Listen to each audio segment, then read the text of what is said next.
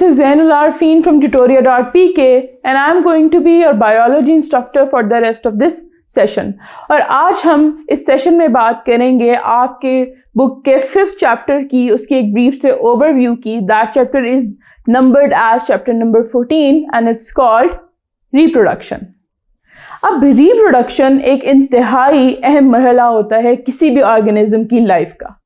जहाँ पे ये बहुत इंपॉर्टेंट स्टेप है, वहाँ पे ये किसी भी ऑर्गेनिज्म का एक इम्पॉर्टेंट लाइफ प्रोसेस नहीं है. इसका मतलब ये हुआ कि कोई भी ऑर्गेनिज्म अगर एग्जिस्ट करता है तो वो रिप्रोड्यूस किए बगैर जिंदा रह सकता है. हाँ, लेकिन एक प्रॉब्लम है, वो ऑर्गेनिज्म तो जिंदा रहेगा लेकिन उसके बाद उस तरह के और ऑर्गेनिजम्स नहीं प्रोड्यूस होंगे. तो इससे हमें ये पता चला कि जो रिप्रोडक्शन है वो स्पीशीज के सर्वाइवल के लिए और कंटिन्यूएशन के लिए बहुत ज़रूरी है. अगर रिप्रोडक्शन ना हो तो स्पीशी का सर्वाइवल पॉसिबल नहीं है. एवरी लिविंग ऑर्गेनिज्म, चाहे वो प्लांट्स हों या एनिमल्स, बैक्टीरिया हों या वायरसेस, वो किसी ना किसी वे में they have a mechanism for reproduction. अब रिप्रोडक्शन है क्या?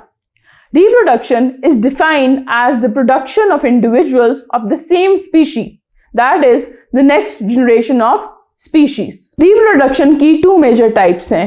First is asexual reproduction and the second one is sexual reproduction. Asexual reproduction जो है उसका मतलब है कि simple cell division that produces an exact duplicate of an organism.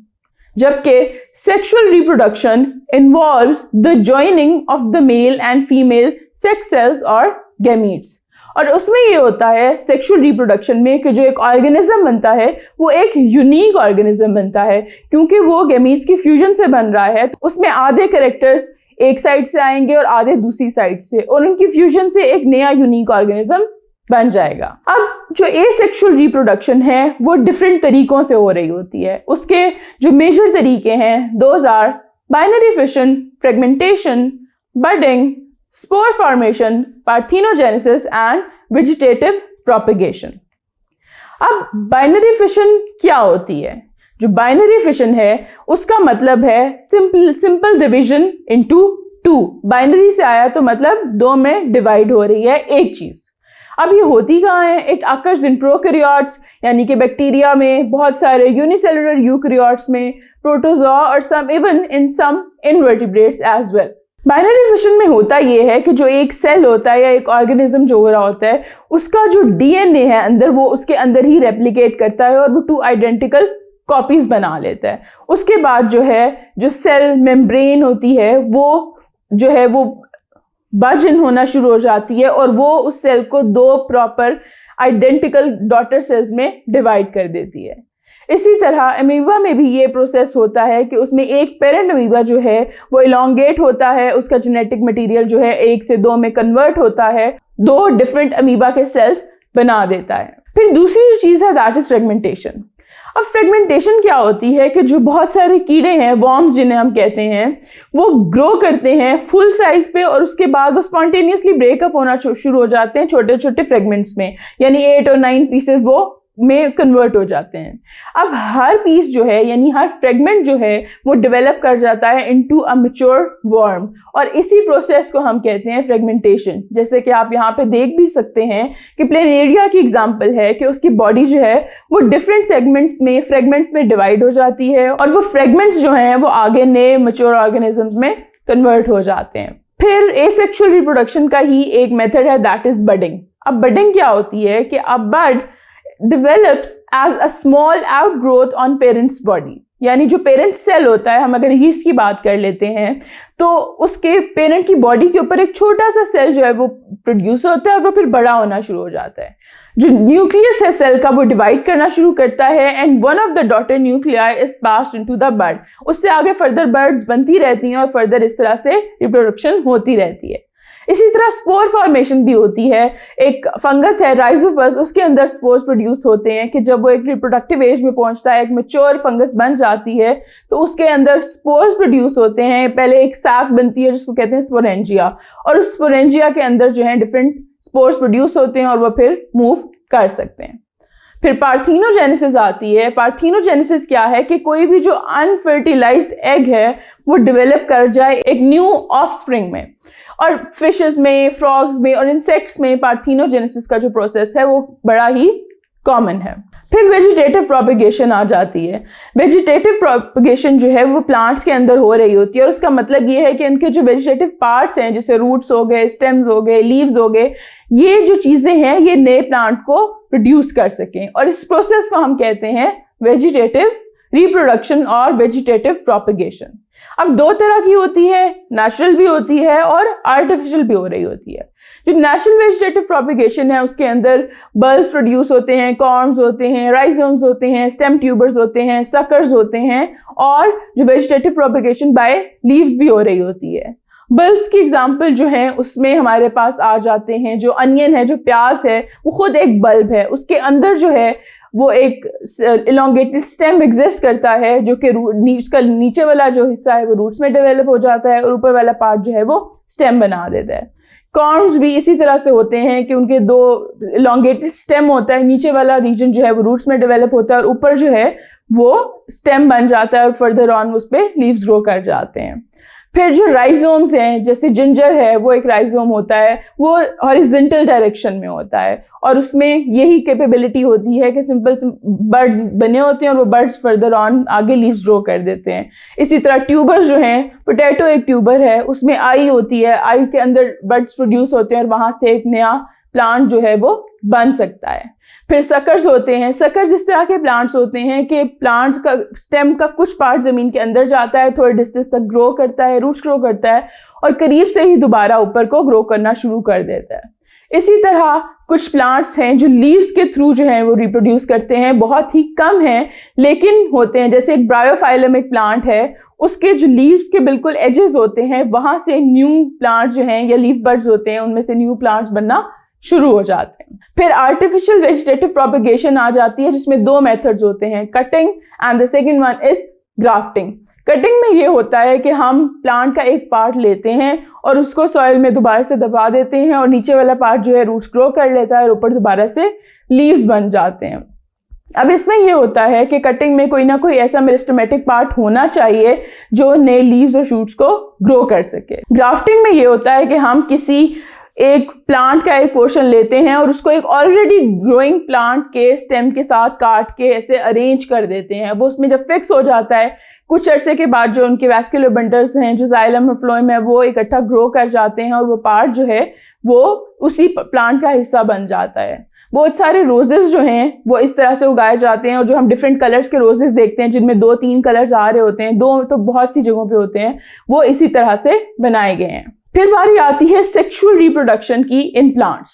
अब sexual reproduction involves the production of gametes that are sperms and egg cells and their fusion यानी कि fertilisation. अब जो मेजर प्लांट ग्रुप्स हैं वो हैं क्या, mosses हैं, फर्न्स हैं और सीड प्लांट्स हैं। जो सीड प्लांट्स हैं इसमें उनकी 2 टाइप्स होती हैं आगे, जिम्नोस्पर्म्स एंड एंजियोस्पर्म्स। जो जिम्नोस्पर्म्स हैं और एंजियोस्पर्म्स हैं they have special methods of carrying their sperms to their egg cells. इनमें होता ये है, ऑल्टरनेशन ऑफ जनरेशन में ये होता है कि 2 जनरेशन होती हैं, one is sporophyte and the other one is gametophyte. अब स्टार्ट ऐसे होता है कि जब जाइगोट की माइटोसिस होती है, if it develops into a 2 and sporophyte generation, उसकी मियोसिस से स्पोर्स बनते हैं जो कि हैप्लॉइड होते हैं। वो हैप्लॉइड स्पोर्स जो हैं आगे गेमीटोफाइट में कन्वर्ट हो सकते हैं। वो माइटोसिस के थ्रू आगे गेमीट्स बना देते हैं जो हैप्लॉइड होते हैं।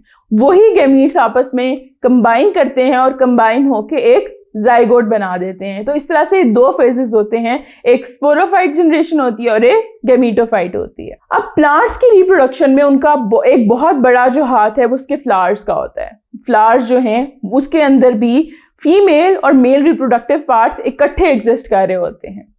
फ्लावर के स्ट्रक्चर में एक स्टिग्मा होता है, एक स्टाइल होता है और एक ओवरी होता है और ये तीनों जो स्ट्रक्चर्स हैं ये फीमेल रिप्रोडक्टिव पार्ट का हिस्सा हैं। दूसरी तरफ हमारे पास एंथर होता है, फिलामेंट होता है, जिनको हम अगर कंबाइन करके लिखे तो हम उन्हें स्टेमन कहते हैं। We have sepal and we have petals और ये जो हैं ये मेल रिप्रोडक्टिविटी ऑर्गन्स में आ जाते हैं।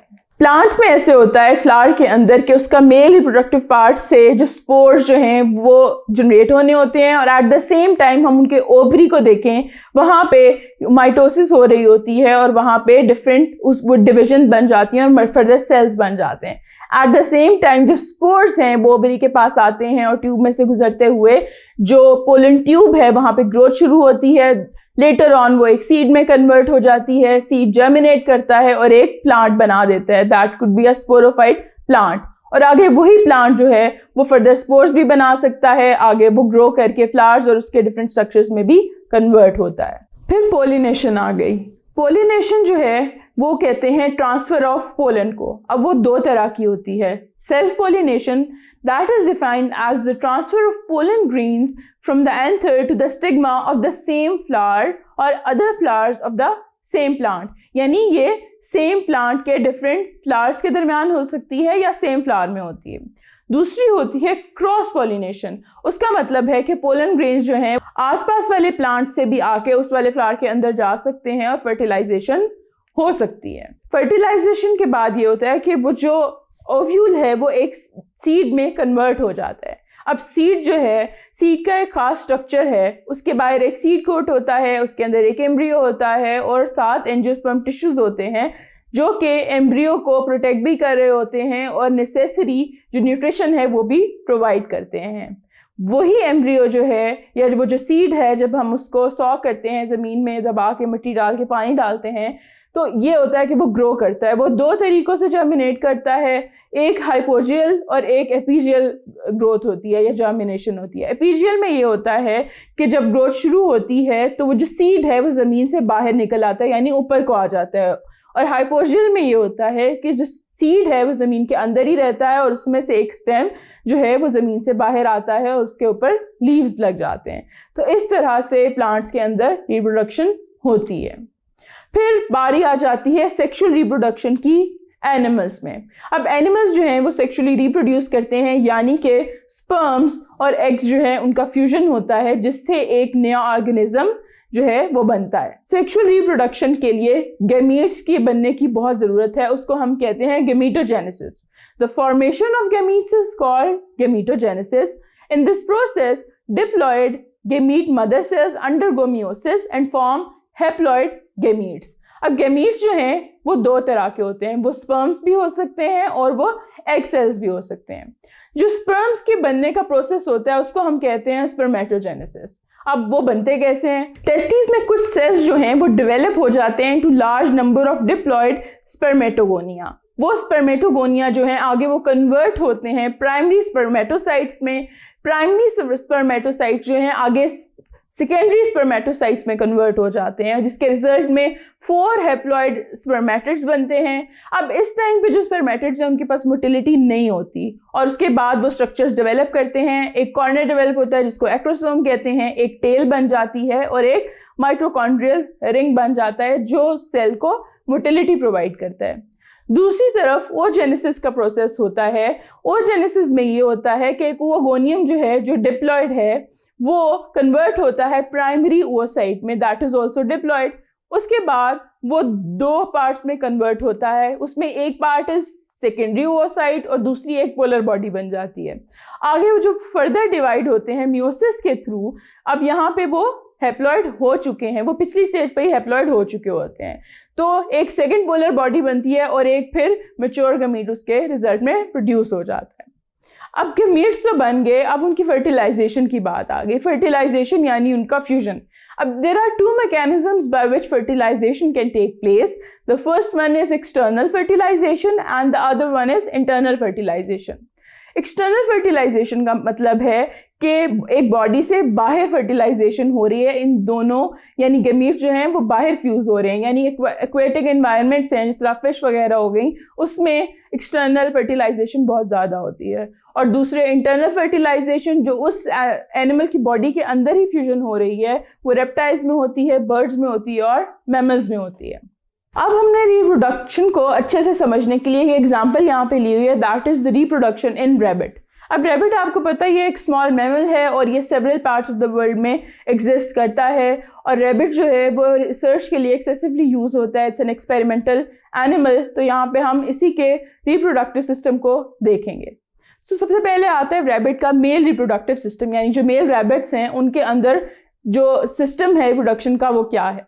तो बेसिकली ये होता है कि एक स्क्रूटम होता है जहाँ पे टेस्टिस को स्पेस मिली होती है, वहाँ से जो मैच्योर स्पर्म्स हैं जब वो प्रोड्यूस होते हैं तो वो एपिडिडमस में चले जाते हैं।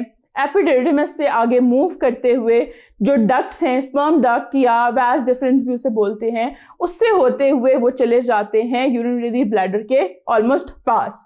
अब यूरिनरी ब्लैडर जो है उसी की बैक साइड पे फ्यूजन होता है दोनों की दोनों डक्ट्स का। अब यहाँ पे जो इमेज है वो एक एंगल से ली गई है और आपको एक डक्ट नजर आ रही है, एक्चुअली दो होते हैं। अब दोनों डक्ट ये वहाँ पे यूरेथ्रा में ओपन हो जाती हैं। यूरेथ्रा जो है उसके दो मेजर काम हैं कि वो स्पर्म्स को भी लेके जाती है और वही जो है ब्लैडर में से यूरिन को भी रिमूव कर रही होती है।